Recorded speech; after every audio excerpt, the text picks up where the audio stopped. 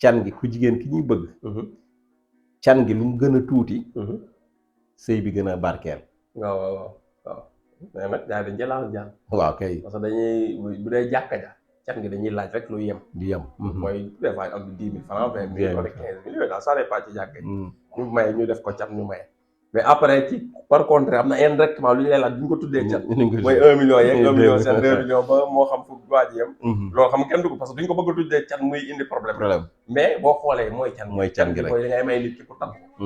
léegi nag bu dee jàkka ja moom dinañ ko def mbirum diine ne can gi par exemple day 20 000 francs 25 000 50 000. léegi ñu jógee foofu nag léegi après ñëw ci waa ji moom ñu laaj ko facture ko 1 million 500 wala 2 millions. ba pare après naan can gi 20 000 la. can gi nekkul 20 000. voilà 1 million 20 000 la. xam nga foofu sew bi ci gën a metti Pape. mooy tey que ni boo xoolee Sénégal la population sénégalaise elle est jeune. ay jeunes ñoo fi nekk. te jeunes yi bëgg nañu takk jabar. bëgg nañu mais amuñu. parce que mooy li nga wax tey bu fekkente ni yow. booy maye sa doom foog nga laaj ko 1 million wala 500 000. comprendre yeneen ak yeneen doo ñëw wala 700 000 au minimum. am ñoo xam ne sax léegi laajatuñ 700 000 1 million jëm kaw. donc léegi bu fekkee ne xale bu góor bi nga xamante ni tey marché ambulant la exemple. mi ngi góorgóorlu. am na jom. am na diine jàng na alxuraan mi ngi liggéey mais liggéeyam demeewul noonu mi ngi ambulant di jaay écouteur wala mu jaay casque. demee noonu xam nga kooku pour mu dajaleel la. lu mu takkee jabar benn 1 million wala dara day. problème la dajalee 1 million sax xelam ci leneen lay nekk. lu takk jabar vraiment mën na ko def ci business am. takk jabar bu metti gi lii nga wax moo koy. waaw kay léegi nag mën na ko def ci business am mu avancé. mais li ñu tardeel ñun Afrique loolu moo la léegi nag da ngay xëy kii lijjanti ci 5 ans nga di ko ambulant am benn 1 million wala benn 700 000 ñëw takkee ko jabar commencé waat à zéro. commencé am nag li di ambulant di joxe dépense. di joxe dépense. am ba 1 an 2 ans jabar mu am doom. nga ngénte waat donc mu nekkaat foo xamante ni toujours am pax moo fay nekk. benn niveau bi nga nekk doo évoluer. doo évoluer. léegi say charge day yokk. day doo évoluer. waaw kay loolu ci kanam tuuti moo tax sàkku ndimbal ngay jëm. parce que bi mu nekkee yow kese tane woon na. waaw léegi yaa ngi yor jabar te li ngay liggéey. évolué woon am nga dem ba yàgg 1 an nga amaat nga dolli sa doom. charge yi mu ngi gën a yokk. li ngay liggéey yokkul. loolu xam nga problème la. soo doon luyee benn nekk nga dem ca nga luyee ñaari nekk. waaw donc bu ko defee day indi problème. mais beneen problème bi ci nekkaat encore boo xamante ni tey di góor ñi tamit dinañ bëgg di takk jabar mais 250 millions wala 500 millions amuñu ko.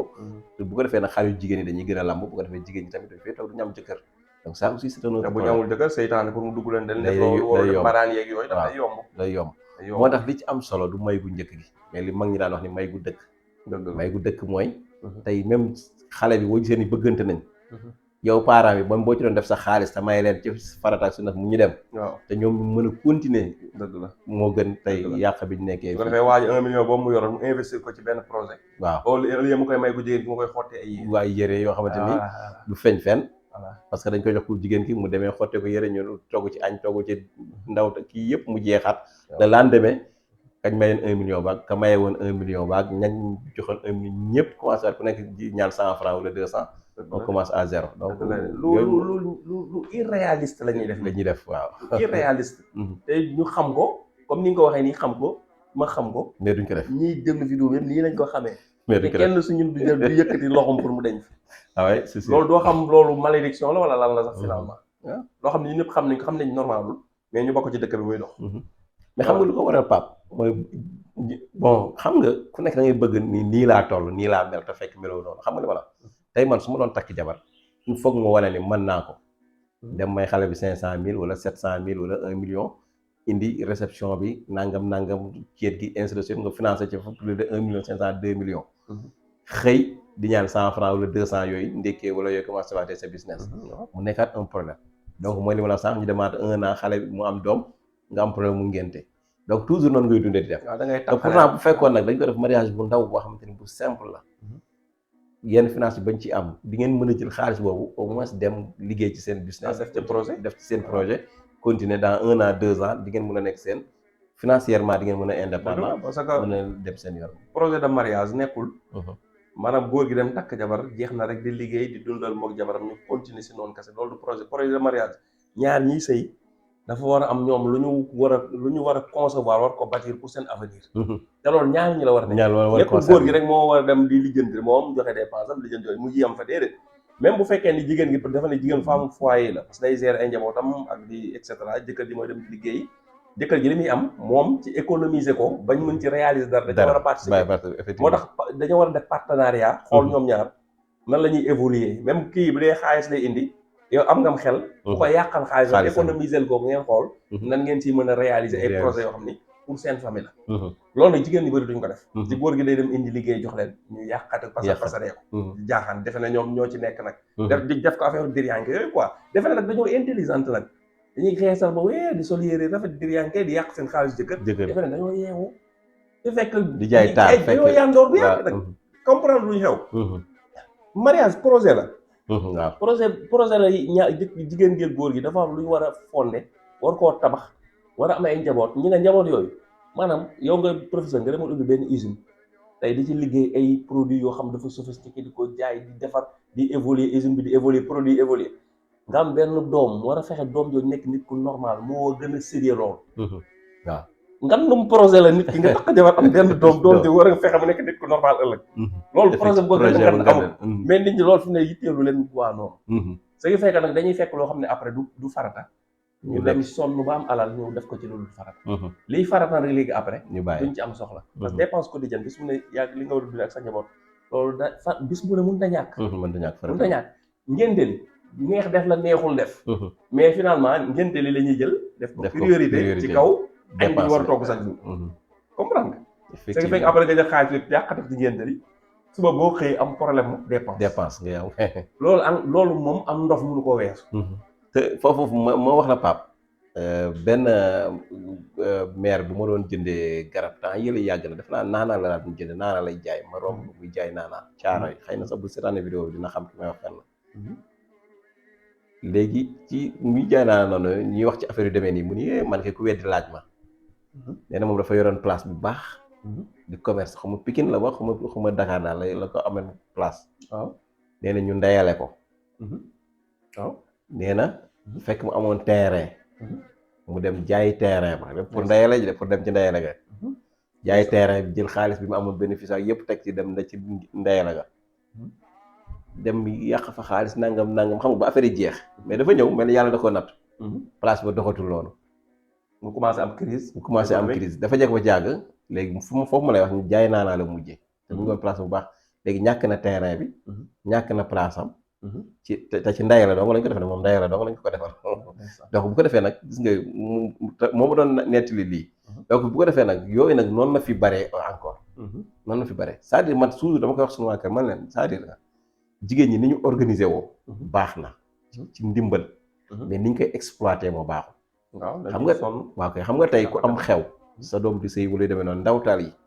yi la maire yi indil ak yooyu li ñuy indil yëpp boo ko dajalee mën na 1 million wala 2 millions wala 3 lu bari la macha allah loolu dafa war a nekk départ commerce mais boo ko jëlee tasaare waat ko ci nit ñi kii nga jox ko benn vax kii nangam kii 1000 francs kii 2000 loolu du leen jariñ te yow it du la jariñ léegi bu ko defee bu subaa nga xëy am problème 1000 francs mais loolu dañ laa dimbali woon kay ndimbal boobu pour nga dem la c'est-à-dire ndimbal boobu bu fekkoon te tasaare boobu lépp yaa ko jëlaat mu yem ci yow nga mën nga ci ubbi sa magasin commencer sa business am wala sa business bi nga nekkoon nga jëlaat ko yokkaat ko ci mu gën a évoluer mu dem bu ko defee bu waa dans 1 an 2 ans Sénégal ñun ñëpp ay avancé mais nag xew yi léegi yàq la ba pare objectif bi ñoom defuñu ko pour loolu defuñu ko pour jàppale nit ki pour mu suqali waaw kay waaw objectif fu maanaam ratt nit ki lañ day métti malheureusement waaw buñ ko toppee duñ ko jeexal problème yi nekk ci loolu kenn mënu ko arrêté waaw def mais nit ñi daal lu ci jublu mooy nit ñi gën a bàyyi xel loolu rek loolu la gën a bàyyi xel ni gaspillage bi bëri na te économiquement mbir yi dafay gën a compliqué xaalis day gën a raar day gën a jafe am ko day koy gën a jafe foo ko dépensé di gën a yomb kon nit ñi nañuy bàyyi xel yàqate bi ñuy yàqate parce que toujours luy lay yombal gaspiller xaalis lañ lay créer mais xaalis buy ñëw pour nga fi ñu koy jëlee ni nga koy amee day gën a difficile waaw kon nag nit ñi waruñu jël xaalis boobu am ko dafa difficile di ko yàq gratuitement waaw loolu moom yaakaar naa ñëpp war nañ ci am conscience da lay tardeel Sénégal bokk na ci maanaam xew yi di tardeel góori Sénégal ngénte yeeg ceet yi leen tardeel moo ñu tardeel te jigéen ñi ñoo ko créé ngénte yeeg ceet ñoo tardeel góoru Sénégal voilà parce que ngénte yeeg ceet yi boo xoolee ñooy ruiner góor ñi ñoo ruiner góor ñi c'est la réalité ñooy ruiner góor ñi voilà loolu mooy réalité bi léegi nag xam naa professeur pour ñu avancer léegi nit ki bu fekkee par exemple tey tànn na soxna si mu war a tànn maa xool na am na diine léegi comme ni nga waxoon sànq mu ñëw après ci li nga xamante ne mooy ndax moom cofeel am na seen diggante moom mu bëgg nit ki rek doyut. waaye na ko wóor ne nit ki tamit en retour accepté na ko comme borom kër. su dee jigéen tam même chose moom mu bëgg waa ji comme borom kër rek doyul na ko wóor ni waa ji man bëgg na ko. parce que mbëggeel bu amee. cofeel am yërmande am voilà te loolu c'est très important. parce que ki nga yërëm ñaare sopp ko yërëm ko bëgg ko. bu la defee dara li tax sax ñu koy sóoraat loolu la mooy parce que tooñ day ñëw après waaw. bu tooñ ñëwee baal ko day yomb. waaye koo xam ne dañ la kaa forcé bu la tooñee occasion nga koy def effectivement. loo xamante ne pour ñu tëjee ko vidéo bi comme mi ngi bëgg a gudd ci loo xamante ne avant nit ki di takk la ginnaaw ba mu tànnee ko am diine te bëgg na ko mu bëgg ko léegi boo amee loo xam ne moom nga koy clôturer bu ko defee waaw bala ñu ñëw ci deuxième partie bi maa ngi doon wax sànq Pape ci dot bi mooy can gi ñu wax ni can gi lu mu gën a néew sëy bi gën a barkeel lu mu gën a bari mu xaw a doy waar parce que tey gis nga fi can yoo xamante ni tey sëy yoo xam yàggul moo wax na nettali ñaari histoire ñaari xale yoo xam ñu bokk benn papa benn xista la ñoo bokk benn papa mais papa ji dafa am ñaari jabar kii jur kenn ki kii jur keneen ki mais nag ñoom wax dëgg yàlla seen yaay ay sëykat lañu woon déggal nañ paa bi ay xale yi nag génn dem benn bis ba am jafe-jafe gis benn dex war koo traversé amuñu lu leen jàllale ñu war a traversé dex gi léegi amuñu lu leen jàllale benn xale bi ni ko nañu ñaan ci suñu barke yaay ak suñu barke baay jéem a féey ci dex gi pour mën a génn biñ defee noonu ñu ñaan ku nekk lal sa chemise ñu génn ñu féey dem kenn ki féey rapidement génn dem yàlla dem keneen ki féey bay waaj a egsi commencé lab noonu comprendre ba am problème yooyu keneen ki jàppale ko soqale ko mu génn bi mu génnee nag mu ni kon man sama yaay def na loo xam ni sama papa il faut ma laaj ko lan la waaw situation la analyse waaw bi mu demee laaj ko papa ji ni ko man sa yaay musuma def dara mu laaj papa yaay ji ni ko musuma koo def dara ñu xool papa ji moom jàpp ne yaay ji musu koo def dara yaay ji tamit wax dëgg yàlla comme que daa yàgg naa sëy te musul def paa bi dara ba ci yàgg mu xalaat yaay ji xalaat ni ko xalaat lenn da laa xam ne mos naa ko def sa papa bu dee mos naa koo tooj mooy bi may bëgg sil mos naa koo laaj can gi te can ga jafe woon na ci moom ba wër fu ne wër na ko fa avant mu koy am ni ko su fekkee nag kon problème boobu moo la indi problème kon loolu la war a nekk dañ ko sonaloon ci can waaw kay moo tax gis nga dafa am yoo xam ne après day jouer ci mariage waaw c'est très important li nga wax waaw day jouer ci mariage donc mag ñi yooyu dañ la ko daan wax yu bari donc bu ko defee nag yooyu da ciy baax moo tax can gi lu mu gën a néew rek gën a baax mais tamit ñu bañ koo oyofal ba mu ëpp ñu nit comme suñu mbokk ibaar yi ni ñuy def rek yaakaar ni rek da ngay ñëw rek ñu jox la benn lu ndaw war nga dem rek tamit. waaw loo xam ne doo respecté. waaw kay loolu yàlla minimum quoi. waaw yàlla minimum bañ a xaabaabal li jalgati. waaw kay waaye am na tam lu minimum. minimum wala mën a ñàkk donc tamit noonu lay demee quoi donc bu ko defee yooyu tamit foog ñu koy respecté. bi ci des mooy Pape il faut que parents yi jël seen responsabilité c'est-à-dire surtout ñu amee doom yu jigéen. ku gis ku bëgg sa doom bu jigéen jamono ji metti na mayal mu dem. mooy yoon bi mais buñ fa nekk di xool ay xaalis yi ci des li ci des mbiru yàlla la dafa am loo xam ne mbiru yàlla la ñaar ñu war a ànd sëy ba yàlla dogal na ko bu yàgg. su fekkente ni war nañoo am yàlla dogal na ko su fekkee waruñoo am mën nga takk nit. fekk bi nga koy takk yow amoo dara. am na dafa am nga takk ko si lépp avancé. daa am ay cas yu bari sax. waaw ñoom takk nañ jabar ñu ànd di jug di daan ay at. waaw jékki-jékki yàlla ubbi leen mais boo bëggee xaar ki am ba pare bëgg a ñëw takk mais. am na jam ñu am contraire ñoo xam ne dañuy dem gis ko am xaalis mu takk leen balaa muy def 2 ans waaja daanu waaw mi ngi noonu donc bu ko defee rek yow dugal rek te yàlla tax voilà donc bu ko defee mi ngi noonu xaalis kese moom visé ko wóorul waaw kay wóorul voilà li ñu ne àdduna bul la buy tourné wa tilkal ay yaamu moo ci am rek daaw la bay na naas dafay ku nekk sa situation day wëlbati tey day mel nii suba mu mel ne moo tax boo mise ci xaalis wóorul waaw nit ki day am tey suba mën naa ñàkk ginnaaw suba mu tey mu ñàkk ginnaaw suba mu am moo tax vise xaalis boobu visel ci jikko ju baax loolu rek moo ci am loolu du changé loolu moom du changé waaw voilà li naan booy takk jabar nga vise ku ñaaw heure boo xëyee da ngay gën a kontaan parce que day gën a ñaaw waaw jëm moom da ngay gën a waaw bu dee taar moom lu mu gën a dem boo da ngay gën a découragé lu gën a wàññeeku mooy loolu rek da ngay viser ci li dul changé wala boog buy changé ci côté bi gën a baax rek lay changé da ngay gën a kontaan loolu c'est bi ci des góor ñi di éviter takk jabar di ko xemmem jigéen rek pour takk ko boobu mooy danger bi moom parce que am na góor yoo xam tamit maa ngi ñoom yam buñ takkee jigéen rek buñ ko xasee xam benn yoon ñaari yoon rek wala boo amee ñoom benn doom wala ñaari doom pare nañ ca xoolaat nañ keneen loolu tamit amuñu kóllëre loolu tamit borom jikko ju baax du ko def ku am diine du ko def waaw nit ki moom bu fekkee bàyyi na ñëpp jàpp la yow jàpp bàyyi ñëpp jàpp parce que tamit xam nga Pape li gën a metti mooy nga xajee xale bu jigéen nga jëlee ko ci kër papaam jëlee ko kër yaay mu bàyyi ñoo ñëpp ñëw fekk si la donc da nga ko war a téye donc loolu il faut que nit ñi xam loolu même bu la defoon yenn yi sax parce que benn góor nee na ma jigéen bis bu ne mu jar def lu jar fase mais nag yow yaa koy mottali waaw yow yaa koy mottali waaye bu fekkente ni da ngaa mel ni moom bu yàggee nag sëy ba du dem te léegi-léegi sax dañ koy waxee noonu mel ni góor ñi dañoo mat jigéen ñi matuñu mais góor ñi tam bis bu ne dañuy tooñ seen waaw effectivement seen jabar yi day wax duñ dañuy muñ waaw léegi-léegi ñu mer xultu nga coow ñoom rek mu jeex te fekk mu leer la yaa tooñ parce que tam matuñu xam par exemple man matuma